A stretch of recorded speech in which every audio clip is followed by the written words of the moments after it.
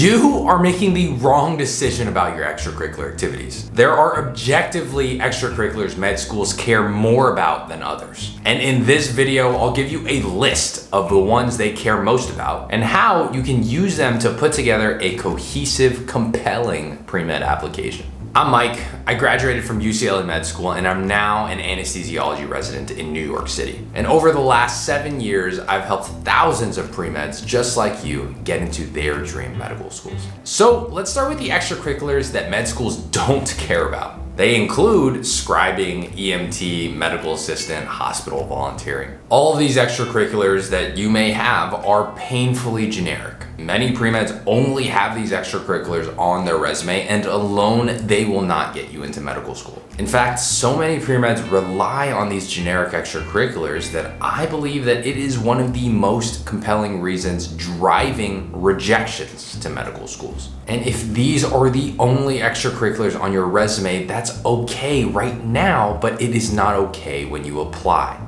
If there is nothing else to your application, you must see the extracurricular recommendations in this video and make changes today. I know it's confusing. You get all of these mixed messages from upperclassmen, Reddit, Student Doctor Network, all contradicting with what I'm saying here in this video. Of course, admissions committees in medical schools care about clinical experience.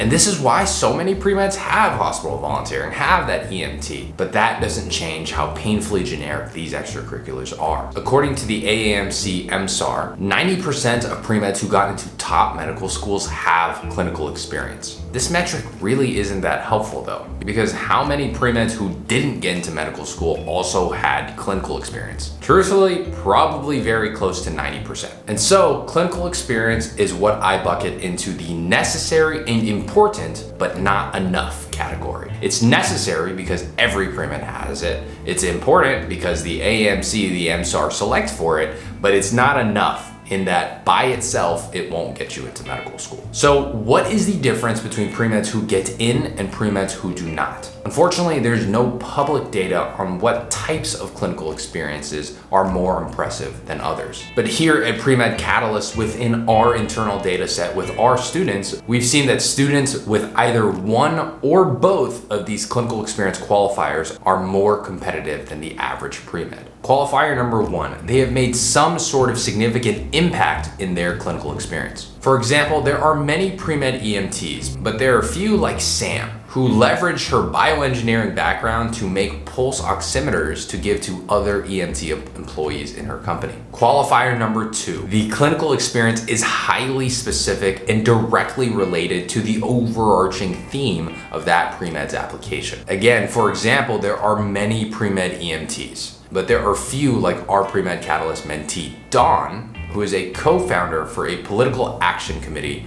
advocating for EMT rights and is a training coordinator helping train EMTs across the city. And even more than that, most pre-meds get their EMT certification and rarely find time to work. Dawn takes per diem shifts with multiple hospital systems, logging thousands on thousands of hours in various capacities. To reiterate, all pre-meds have clinical experiences, including the ones that get accepted, including the ones that get rejected. The difference for the pre-meds who stand out is that their clinical experience has one of two qualifiers, either significant impact or clear thematic cohesion with the remainder of their interests and applications. The second extracurricular you must have is shadowing. This is another extracurricular that falls into that necessary and important, but not enough bucket. Again, nearly all accepted pre-meds have it, and you must meet criteria. Don't believe that you're going to be one of the 7% of pre-meds who get accepted with zero shadowing. Just make life easier on yourself. I recommend shadowing in 3 to 5 different patient populations and contexts. This will give you a wide breadth of medicine to understand different specialties, different patient populations. And if you're struggling to actually get these shadowing opportunities, I did too. I have several word-for-word email templates used by the many dozens of Pre-Med Catalyst mentees to success.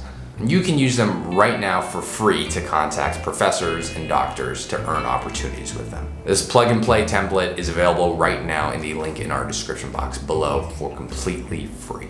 The third extracurricular activity that AdComs will want to see you have tried is research. And the main problem pre-meds run into here is thinking that all research is made equal. I cannot emphasize how important it is that you actually care about the research that you are doing. This is the #1 way to make sure you're heavily involved with the projects that you're on. Most pre-meds have some passive, monotonous role in their projects. They're cleaning litter cages, scrubbing lab test tubes, or preparing some chemical mixture according to this 20-step protocol. You're not truly involved, and really, you're more brawn than brain. On the flip side, great research is independent, proactive, and meaningful to you. You're leading the discussions at lab meetings. You are operating at the level of a grad student, training and managing other undergrads to help contribute to the overall project. Of course, this comes with time, trust from your PI, and the right opportunity. But underlying all of that is research that you genuinely are interested in and care about. And if you're struggling to find that right opportunity with the right PI and the right team, and so I've broken down what a fantastic email to write to a professor looks like in this video here. And of course, with all of our videos, it comes with a word-for-word template that you can use for any research, any PI at any time in your pre-med career. That email template is also always available. Look in the links in our description box below. The fourth and final extracurricular that I want to review is community service. And here, just like everywhere else, quality matters above everything. There are levels to this, and the most common mistake pre-meds make is confusing uniqueness for impact. Your community service does not have to be unique.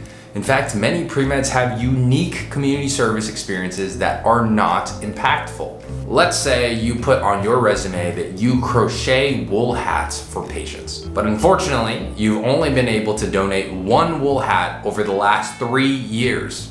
Very unique, not very impactful. Let's say you're into health and fitness, just like many other pre-meds are, and your impact is piloting a collaborative program with employee health to protect 30 minutes a day to give custodial workers some protected time to stretch and do some strength exercises. You've been able to run this project for 12 weeks and have measured significant changes in weight loss and injury reduction. Now that is something extremely impactful, but again, not unique because many pre-meds are interested in health and fitness. Now, if you have something that is both unique and impactful, you've hit the golden nugget. This is like founding a program with a hospital to perform weekly magic shows for their pediatric patients. You put on over 50 shows a year and have fundraised multiple thousands of dollars for the peds patients. But again, if you were to optimize for anything, start with impact, then go for uniqueness and not the other way around. And don't forget, of course, you have the most common type of extracurricular, the not unique and not impactful experience, like volunteering at a soup kitchen once a quarter. These just make it look like you're checking a box and you're doing it just to say that you did it. Again, pursue what's important to you, optimize for impact over uniqueness, and once you found something that works, pour hundreds of hours into it and crank up that level of impact. If you'd like further guidance on every step of your pre-med journey, we actually offer an entire mentorship program here at Pre-Med Catalyst. We'll help you make the right decisions every step of the way. If that sounds valuable to you, learn how to work with myself and our team in the link in the description box below. And lastly, remember that impact trumps everything, including the amount of hours that you put into an extracurricular. 50 impactful hours is far more impressive than 500 lackluster, meaningless hours. It's no surprise top schools like Stanford are already looking for these people who are home run pre-meds. And so you can use that same logic to figure out intentionally and proactively how you are going to make your case during your pre-med years so that you stand out during medical school admissions. Check out our resources in the description box and have a good rest of your day. Goodbye.